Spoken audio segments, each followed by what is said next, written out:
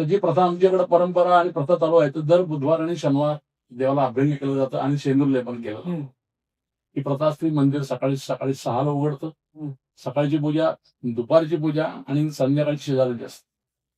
वर्षातनं आमच्याकडे 4 वेळा गणेश जन्म साजरा केला जातो. एक माघ महिन्यात, ज्येष्ठ महिन्यात आणि वैशाख शुद्ध वैशाख पौर्णिमा, पुष्टीपती विनायक जयंती आणि भाद्रपद भागवत पूजा असे वर्षातून 4 वेळा आमच्याकडे गणेश जन्म साजरा केला जातो.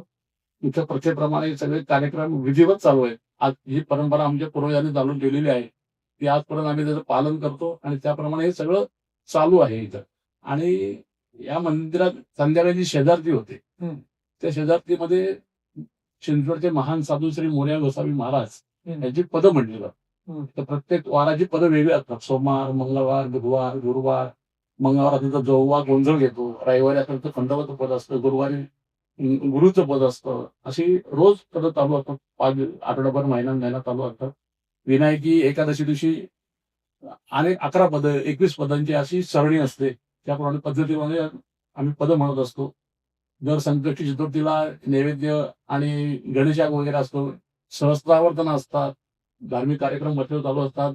रोज प्रवचन चालू असतं संध्याकाळचं. आणि पौष